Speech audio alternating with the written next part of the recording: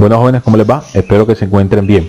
En el día de hoy vamos a continuar la clase que va dirigida a los estudiantes de penal especiales. Para tales efectos vamos a explicar o vamos a seguir explicando o andando en el estudio del tipo penal de homicidio.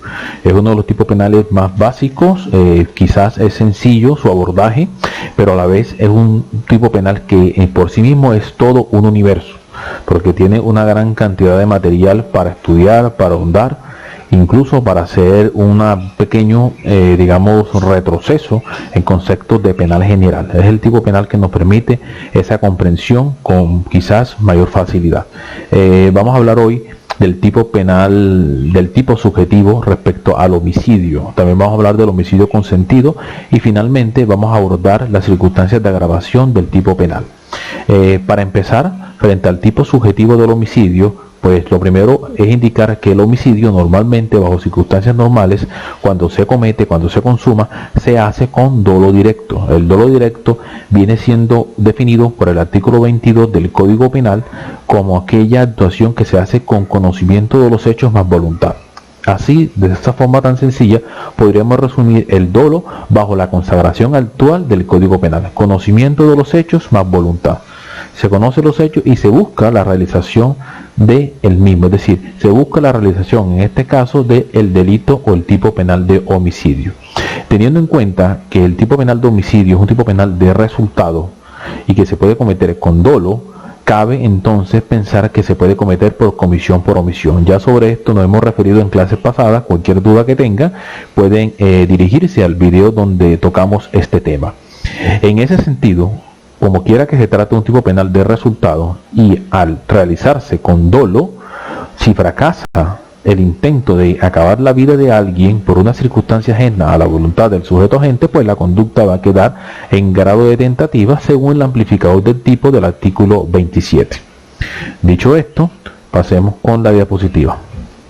El dolo directo se puede presentar también con una consecuencia necesaria. ¿Qué quiere decir esto? Quiere decir esto que como quiera que el azar en muchas ocasiones se presenta en las actuaciones que hacemos los seres humanos, puede pasar que se actúe con dolo directo para buscar el homicidio, es decir, para buscar un resultado de muerte. Pero con esa acción desplegada a buscar la muerte se termina afectando otros bienes jurídicos. Entonces ese dolo directo que busca la muerte termina afectando otros bienes jurídicos. Incluso podría provocarse la muerte de otra persona. Miremos este ejemplo que traigo acá. Ejemplo. Se quiere matar a Guillermo lanzándole una granada en el momento en que junto a él se halla Oscar y mueren ambos en el estallido. Fíjese que el dolo directo o el dolo va dirigido a matar a Guillermo, pero es tanto la extralimitación de la acción con el lanzamiento de la granada que se termina provocando la muerte del acompañante de Guillermo. En este caso se va a cometer un homicidio, hay un concurso de homicidios y se debe responder por ambos homicidios. ¿Listo? ¿Por qué? Porque el dolo iba dirigido a provocar la muerte y efectivamente, si bien se provocó la muerte de Guillermo y la muerte de su acompañante, el dolo es el mismo para ambos. Bien. Cuando se presentan las consecuencias necesarias en el dolo directo, es decir, las consecuencias que se pueden desprender por daños colaterales frente al mismo, en el evento de que no se llegase a provocar el resultado querido inicialmente, y si el otro que por accidente se provoca, podría pasar que se termine frente al que se consuma respondiendo, frente al que se consuma se consumiría el tipo penal de homicidio y frente al otro pues la conducta quedaría amplificada y se presentaría la tentativa. En el caso del ejemplo que habíamos mencionado hace un momento, me retraigo acá un momento en la diapositiva, donde se mata a Guillermo y también muere Oscar. En el evento de que suceda lo siguiente, que muera Guillermo pero no Oscar, frente a la muerte de Guillermo pues se consuma el homicidio y frente a Oscar, como quiera que el dolo iba dirigido a matar, la conducta queda en grado de tentativa. ¿Claro ahí? Aquí está ejemplificado lo que les quiero mencionar. Pasemos ahora. Dentro de las consideraciones del tipo penal subjetivo del homicidio, también cabría pensar en la posibilidad que se cometa la conducta a título de dolo eventual. Yo les mencionaba hace un momento que el dolo está definido en el Código Penal y a continuación se habla del dolo eventual. Vamos a buscarlo un momento acá en el buscador Aquí lo tenemos, artículo 22. Esta es la página del Congreso, Senado de la República, Secretaría del Senado, y aquí está la página. Yo consulto esta página, yo lo había mencionado en otros videos, porque su consulta es muy rápida, es eficaz y está sobre todo actualizado. Fíjense, aquí se define lo que es el dolo, y aquí lo que se considera, y esto es una cuestión digamos innovadora en el Código Penal, lo que se considera que es el dolo eventual. También se da dolo a la conducta cuando la realización de la infracción penal ha sido prevista como probable, ojo, como probable, y su no producción se deja librada al azar. Esta partícula probable es la que nos va a diferenciar el dolo eventual de la culpa con representación, pero no voy a hablar de eso en este momento porque no es el caso. Simplemente les recuerdo esa circunstancia. Entonces, se quiere la conducta dolosa, la realización de la infracción penal ha sido prevista como probable y su no producción se deja librada al azar. Esto se puede presentar perfectamente en el tipo penal de homicidio. Aquí colocamos un ejemplo para ilustrarlo de mejor manera. Joe conduce un vehículo particular transportando a varias personas en el plantón trasero. Sobrepasa un semáforo en rojo y una de las personas resulta muerta y otra seriamente herida. Fíjense ustedes que Joe, al conducir el vehículo particular transportando a las personas, está cometiendo una conducta de alto riesgo. El solo hecho de manejar un vehículo automotor ya de por sí es una actividad riesgosa, y cuando se monta personas en un vehículo en el plantón trasero, que todos sabemos que eso no está autorizado por las normas de tránsito, inmediatamente estamos elevando el riesgo jurídicamente desaprobado. Y aparte de eso, sobrepasa un semáforo en rojo, es decir, hay una elevación de riesgo cada vez más considerable, cada vez más se está extralimitando la misma, lo cual hace probable que Joe vislumbre la posibilidad o la probabilidad en este caso de que se pueda derivar de su actuación una conducta punible. En este caso se presenta la muerte de una persona y podría considerarse en este ejemplo como que se comete a título de dolo eventual. A eso nos referimos cuando hablamos de dolo eventual. Vamos a pasar a la diapositiva.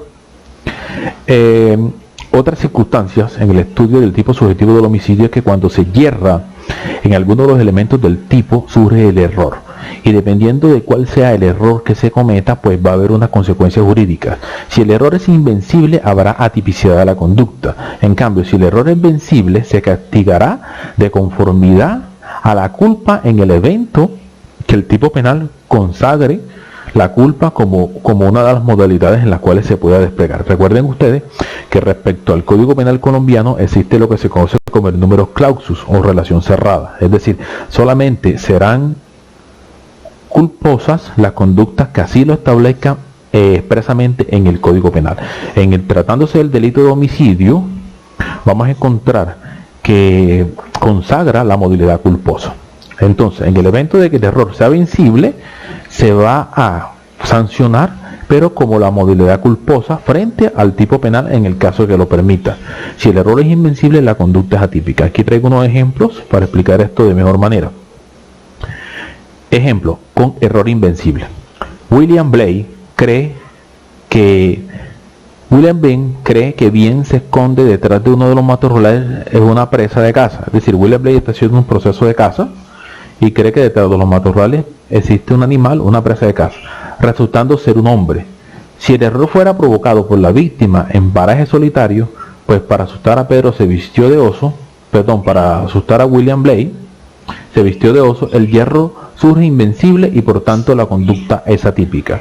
Es decir, aquí William Blaine cometió un pequeño error al momento de redactar el caso, omitan esto, pero lo que queremos indicar es que si William Blaine en una actividad de caza llega a disparar contra un matorral creyendo que lo que detrás del matorral hay es un animal haciendo una actividad permitida como es la caza, pues es un error que no puede vencer, es un error que no puede prever que se presente esta circunstancia, por lo tanto su actuación conlleva un error dentro de los ingredientes que componen el tipo penal. Entonces, por tanto, en el caso ejemplificado acá, su conducta quedará atípica. Ahora, ejemplo en el error vencible. Si ocurre lo contrario, pues fue una ligereza tal apreciación de William Blaine en la medida en que los hechos tienen ocurrencia en un parque, habrá realización del tipo de homicidio culposo. Fíjense que aquí va a variar la circunstancia en que se presente el caso. El primer caso acá se va a presentar un evento de caza ¿qué iba a pensar William Blake que detrás de los matorrales había una persona? Creía que había un animal de caza y actúa en consecuencia. Es decir, el dolo que él actúa la actuación que él conlleva no tiene un dolo para matar a una persona. Él actúa queriendo cazar a una presa. Sin embargo, detrás del matorral hay una persona, y como quiera que haya una persona que resulta muerta, ese resultado no se le puede atribuir a él, en tanto que su actuación está brindada porque actúa bajo un error invencible sobre uno de los ingredientes del tipo de homicidio. Lo que no pasa en el segundo caso. En el segundo caso, pues William Blake está en un parque. Todos sabemos que los parques son concurridos por muchas personas, y era previsible que William Blake pudiera por lo menos pensar que se iba a cometer o podría provocar un accidente. En este caso se habrá de realizar el tipo penal de homicidio culposo, según el numeral 10 del artículo 32. El artículo 32 es el que consagra las causales de ausencia de responsabilidad, y en el evento de presentarse un error vencible, como se lo mencioné a su momento, y en el evento de que la conducta permita ser castigada de forma culposa, pues así se va a sancionar. Esto está en el numeral 10 del artículo 10, en el numeral 10 del artículo 32 del Código Penal. Siempre y cuando, repito, se permita por parte de la conducta o el tipo penal que se esté estudiando la modalidad culposa según el número clauso o la relación cerrada. Bien. Tipo penal subjetivo, también se puede presentar un error sobre la persona. Cuando se comete un error sobre la persona y existiendo un dolo directo para matar, digamos que ese error va a ser irrelevante, en tanto que lo que se busca es matar, y si se mata una persona, pues se tipifica la conducta. Veamos este ejemplo. Ángelo va a matar a Guillermo y lo ve de espaldas. Dispara y luego advierte que es otro sujeto. Fíjese que el dolo que utiliza Ángelo es un dolo directo, es con conocimiento de los hechos más voluntad. Busca matar a Guillermo, lo ve de espalda o cree haberlo visto de espalda y le dispara. Resulta que no es Guillermo, resulta que es otra persona. Sin embargo, Ángelo va a responder igual por homicidio porque incurre en un error sobre la persona. Pero este error es irrelevante, en tanto que igual el dolo que desplegó Ángelo es un dolo que va dirigido a matar. Bajo esa circunstancia, Ángelo tendría que responder como autor material del tipo penal de homicidio. Pasemos a la otra diapositiva. Error en el golpe.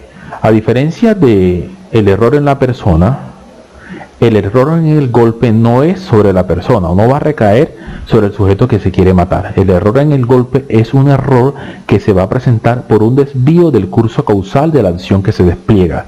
X persona despliega una acción queriendo matar, pero al momento de desplegarse esa acción existe un desvío causal que provoca que se termine errando en el objetivo que se quiere lesionar. Miremos este ejemplo para comprenderlo de mejor manera. Guillermo quiere matar a su enemigo Oscar y contra él apunta su arma, pero sea que apunta mal, sea que el aparato de puntería del arma es defectuoso, el caso es que no es Oscar quien resulta muerto, sino Armando. Pero fíjense ustedes que Guillermo le apunta a Oscar, y en ese proceso de apuntarle y de disparar hay un desvío del curso causal, y el disparo, en vez de darle a Oscar, le termina dando a otra persona. Aquí se presenta un error en el golpe, o lo que se denomina dentro de la doctrina una aberratio ictus. Dicho eso, entonces, dicho esto, si se presenta el error en el golpe o la aberratio ictus, vamos a tener que la consecuencia penal sería la siguiente. Guillermo terminaría respondiendo frente a Oscar, sobre el cual, aun cuando quería matar pero que no mató, en grado de tentativa. Es decir, la conducta frente a Oscar quedaría en grado de tentativa porque aun cuando quería matarlo, finalmente por el desvío del curso causal de la acción, su conducta no se concretó en ese resultado. Ahora, frente a Armando, sobre el cual sí provocó la muerte, la conducta, dependiendo del grado de probabilidad y la previsibilidad de este resultado, puede ser dolosa o puede ser culposa. En todo caso, toca analizar el caso bajo las circunstancias modales para determinar cómo se termina respondiendo. En todo caso, como les menciono, si se presenta un error en el golpe, es decir, hay un desvío en el curso causal de la conducta frente a la persona que se quería matar pero que finalmente no se mató, la conducta va a quedar en grado de tentativa, y frente a la que finalmente termina muerta, la conducta va a quedar o culposa dependiendo el grado de imprecisión o de negligencia que se implementó al momento de ejecutar la conducta, o dolosa, pues podría ser a título de dolo eventual en el caso de que la conducta haya sido prevista y su resultado se haya dejado librado al azar. Bien, seguimos acá con la diapositiva. También se puede presentar un error en el tipo más benigno. Cuando se presenta un error en el tipo más benigno es que el sujeto agente actúa creyendo que su conducta está en curso de un tipo benigno, por ejemplo en el homicidio por piedad. Para tales efectos, la persona considera que está matando o está poniéndole fin a la vida de una persona, actuando con un fin altruista para poner fin a los dolores que cree él que está sufriendo la persona. Si la persona llegase a cometer un error en su acción, en el momento que despliega la acción, en el tipo más benigno, ya sea porque la persona efectivamente no está grave o la enfermedad que sufre no es incurable, dependiendo del error que cometa, si se trata de un error vencible o si se trata de un error invencible, las consecuencias penales van a variar de la siguiente manera. Si el error es invencible, es decir, no pudo prever o no pudo advertir que efectivamente no estaba frente a una persona que sufría una grave enfermedad incurable, se aplicará la pena del homicidio piadoso, en tanto que su actuar se adecúa a esta circunstancia y de forma invencible no pudo prever un actuar diferente. Ahora, si el error fuera vencible, se aplicará la pena del homicidio simple rebajado en la mitad según las consideraciones in bona parte del numeral 11 del artículo 32 del Código Penal. Entonces, repito, si el error es sobre el tipo más benigno, es decir, se obra creyendo que se está cometiendo un tipo penal que consagra una conducta benigna, en este caso del homicidio por piedad, el que hacemos alusión, si el error es invencible, pues la conducta se debe tipificar siendo invencible como si se cometiera efectivamente ese tipo penal. Esto está consagrado en el inciso segundo, numeral 10 del artículo 32 del Código Penal. Si el error fuera vencible, repito, se aplicará la pena del homicidio simple rebajada de la mitad. ¿Por qué se rebaja la pena a la mitad si el error fuera vencible? Porque aun cuando no estaba inmerso en la conducta del homicidio por piedad, se parte de la idea que la persona obra sobre un error creyendo que está adecuando su conducta en un tipo penal benigno. Fíjese que en este caso aquí estamos hablando de una persona que efectivamente quiere matar, que efectivamente mata, pero cuando mata lo hace bajo un fin altruista, es decir, lo hace provocándole el fin o el sufrimiento que cree que una persona está sufriendo. Lo que pasa aquí es que el sujeto pasivo de la conducta efectivamente no está grave o la enfermedad que sufre no es incurable. Sin embargo, la intención volitiva de la persona, el ingrediente subjetivo de la persona así lo cree. Por eso puede darse que el error sea invencible o puede ser vencible dependiendo qué tan o no grave esté la persona, el sujeto pasivo de la conducta. Entonces las consecuencias serán las que les acabo de mencionar. Pasemos a la otra diapositiva. Dicho lo anterior, ahora sí vamos a entrar a hablar del homicidio consentido. El homicidio consentido se presenta cuando el sujeto pasivo del homicidio acepta que le pongan fin a su vida. Esa aceptación se entiende que tiene que ser libre, espontánea, libre de todo apremio o coacción. Y si se llegase a dar el delito de homicidio, pues digamos según la doctrina, la pena que se tiene que aplicar acá sería por homicidio simple, en tanto que al momento de la persona consentir su homicidio está relevando al sujeto agente que comete el homicidio de cualquier circunstancia que pueda agravar su conducta, salvo, señala la doctrina, bajo circunstancias en las que se ponga fin a una persona con un parentesco de conformidad al numeral primero del artículo 104 del Código Penal. Entonces, dicho lo anterior, si se comete un homicidio consentido, es decir, un homicidio frente a una persona que consiente que le pongan fin a su vida, la doctrina es, digamos, concordante en señalar que se debe castigar o sancionar esta conducta como si se tratase de un tipo penal de homicidio simple. ¿Por qué? Porque el homicidio consentido no se encuentra tipificado en el Código Penal, es decir, no hay ningún artículo en el Código Penal que hable de que se puede cometer un homicidio consentido. Entonces, en interpretación in bona parte, se considera que al haber una disposición por parte del sujeto pasivo de la conducta, el sujeto agente que la comete queda relevado de los agravantes, salvo si se da por una razón de parentesco. No obstante, esta salvedad también podría llegarse a discutir. Yo personalmente consideraría que si se presenta un homicidio consentido, y donde el sujeto agente desea su muerte y alguien le provoca la muerte atendiendo ese deseo del sujeto pasivo, consideraría que no se debe agravar la conducta y el homicidio debe quedar como un simple o un homicidio de categoría simple, es decir, aquel que está establecido en el artículo 103 del Código Penal. Bien, pasemos entonces. Ahora sí, vamos a entrar a hablar del homicidio agravado. Para tales efectos, ubíquense en el artículo 104 del Código Penal. Artículo 104, vamos a ubicarnos por acá. Artículo 104 del Código Penal. Aquí están las circunstancias de agravación. Dice, la pena será de 400 a 600 meses de prisión si la conducta descrita en el artículo anterior, es decir, el tipo penal de homicidio básico, se cometiere bajo una circunstancia que aquí están relacionados. Vamos a empezar a estudiar la primera circunstancia relacionada, y es que el homicidio se agrava si se comete por vínculos familiares, es decir, se ataca a un miembro de la familia o a alguien perteneciente a la unidad doméstica. Esto según lo regulado en el artículo en la ley 1257 del 2018, que introduce este concepto de unidad doméstica. Antes de que se presentara esta reforma, que está aquí en el numeral primero del artículo 104 de la ley 1257 del 2008, antes de ello había una consideración diferente, y la legislación diferente presentaba que se agravaba el homicidio cuando se cometiera en la persona del ascendiente, descendiente, cónyuge, compañero permanente, hermano adoptante, adoptivo, pariente, hasta segundo de afinidad.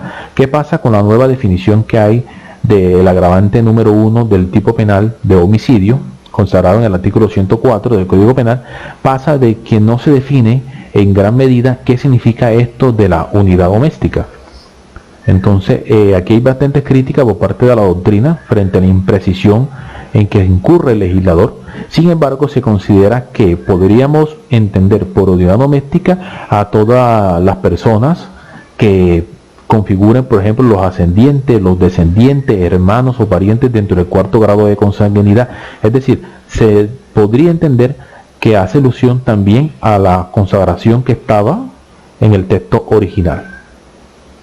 Entonces, si la conducta recae sobre los ascendientes, es decir, sobre los padres, abuelos, descendientes, hijos, nietos, etcétera, hermanos o parientes dentro del cuarto grado de consanguinidad, tíos, primos, la conducta se va a agravar. ¿Por qué? Porque es una conducta que se va a sancionar porque existe un desvalor de acción y de resultado frente a la misma. Aquí hago la cita de los artículos del Código Civil para que se ubiquen si desean consultarlos.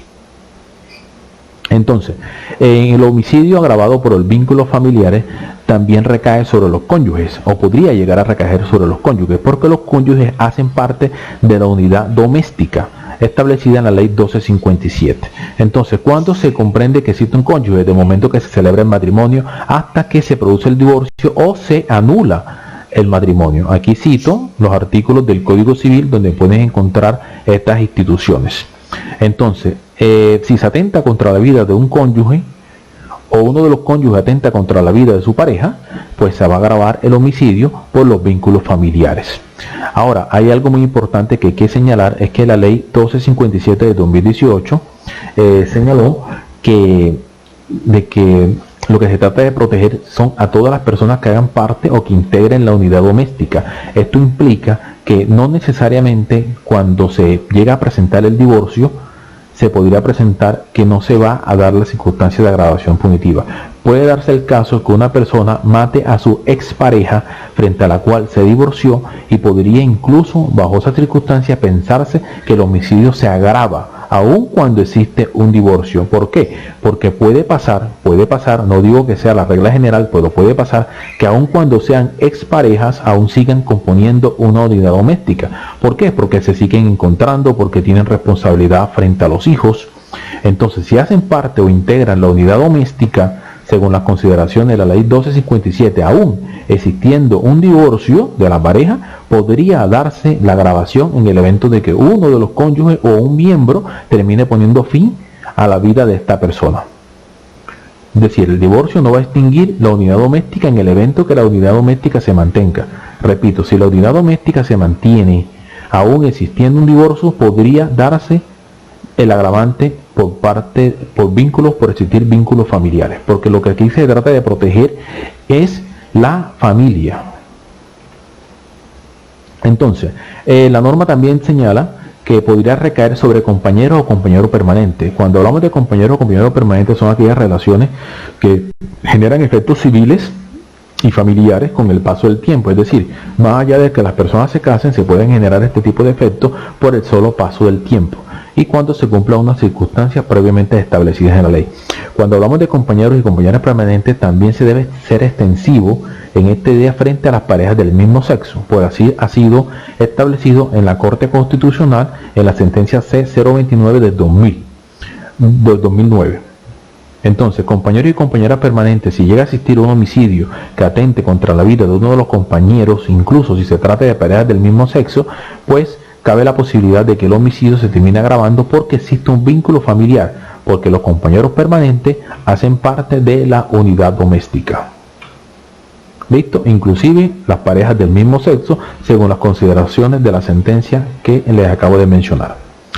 ¿Qué pasa si la conducta llega a recaer sobre un hijo adoptivo o el hijo adoptivo mata al padre que lo adoptó? ¿Qué va a pasar? También se va a agravar la conducta porque el hijo adoptivo hace parte de la unidad doméstica. Es decir, el hijo adoptivo, una vez ha sido adoptado, se entiende que se integra a la familia. En la primera regulación del artículo 50, que hablaba de este parentesco civil, se mencionaba que este vínculo solamente cobijaba al padre que adopta frente al hijo adoptivo y frente al hijo adoptivo respecto al padre que lo adopta. Es decir, el vínculo era entre esas dos personas. Sin embargo, esta disposición del Código Civil ya se encuentra derogada por la Ley Quinta de 1975, por el Código del Menor y actualmente por el Código de la Infancia y de la Adolescencia. Es decir, actualmente que se considera que la persona que es adoptada integra o se integra tanto a la persona que lo adoptó como a la familia del adoptante. En ese entendido, el niño o la niña o la persona que es adoptada va a ingresar a la unidad doméstica de la persona que lo adoptó. En el evento de que se llegase a presentar un homicidio, ya sea por parte del que lo adoptó o por parte de la persona adoptada frente a quien lo adoptó, la conducta se va a agravar.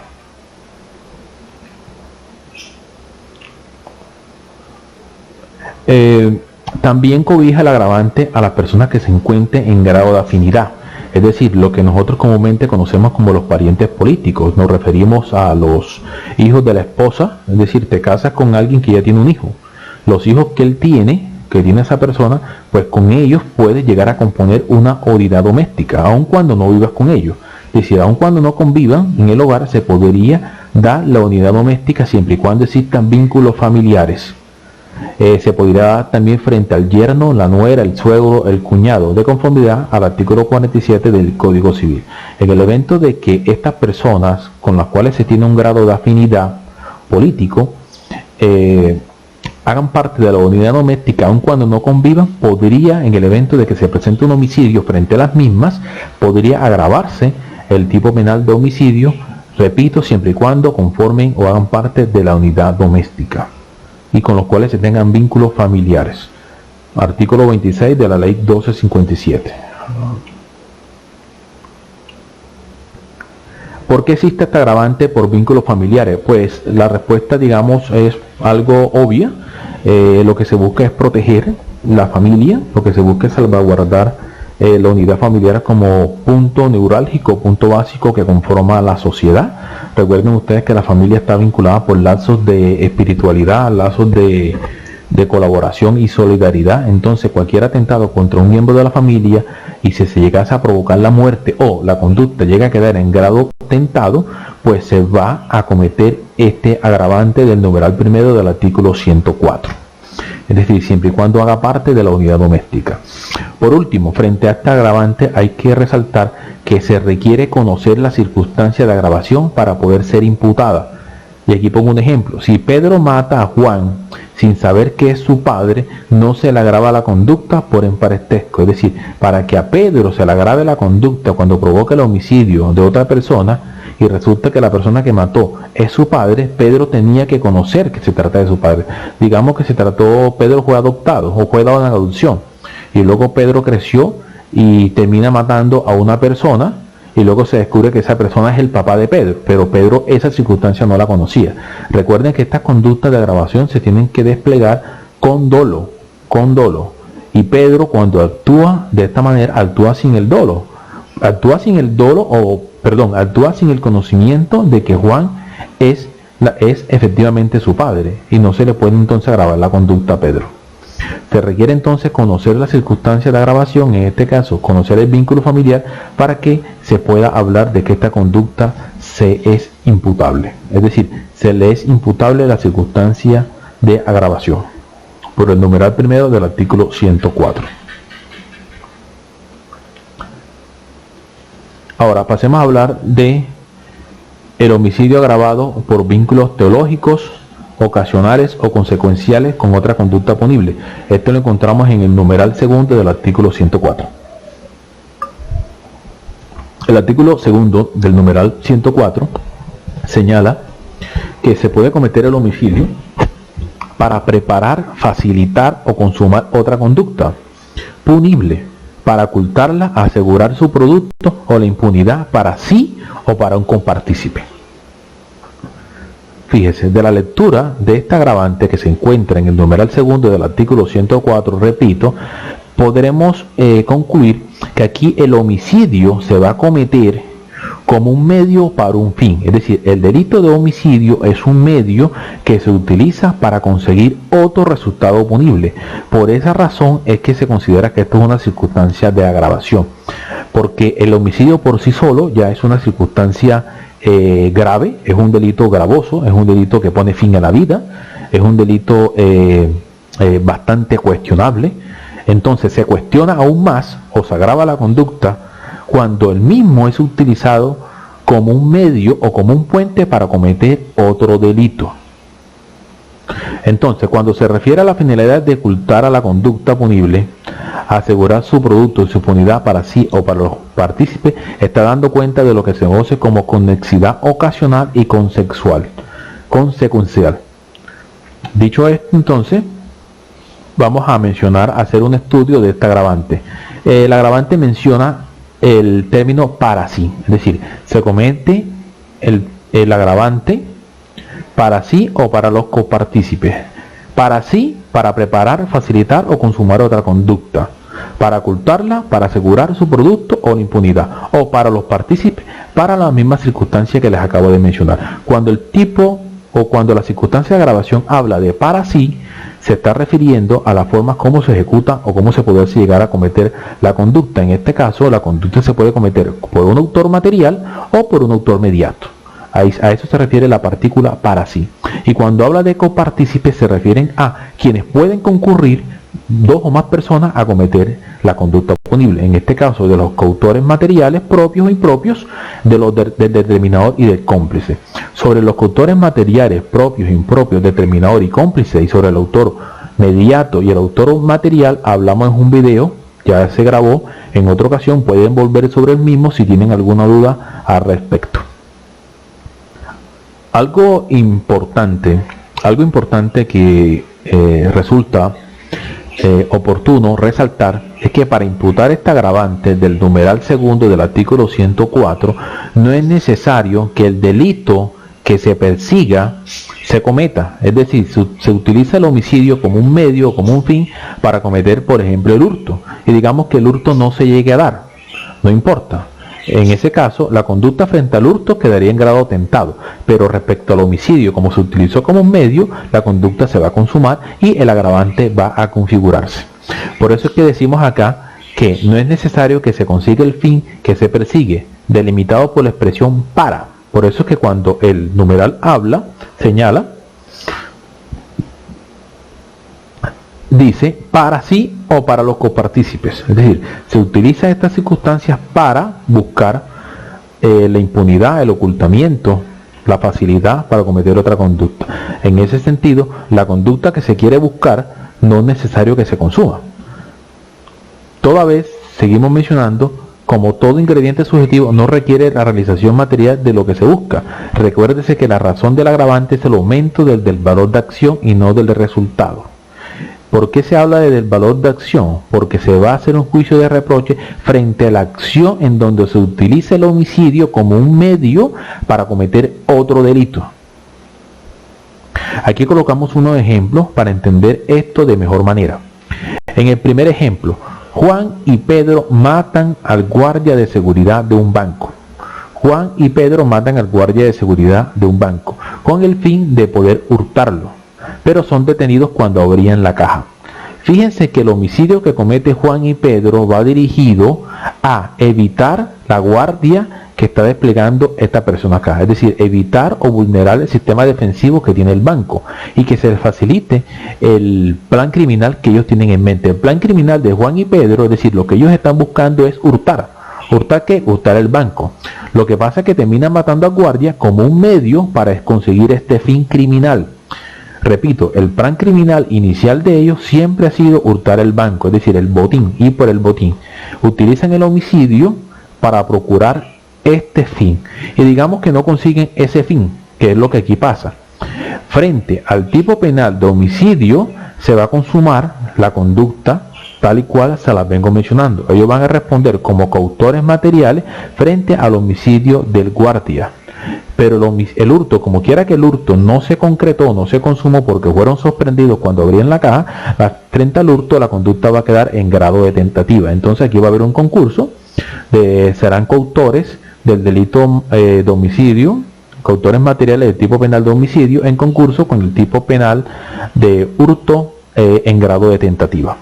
En el segundo caso, Oscar, después de acceder violentamente a su amiga María, decide matarla para garantizar su impunidad.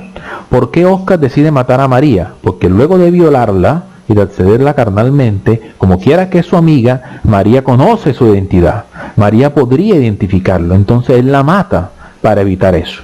Entonces, de esa manera él garantiza su impunidad.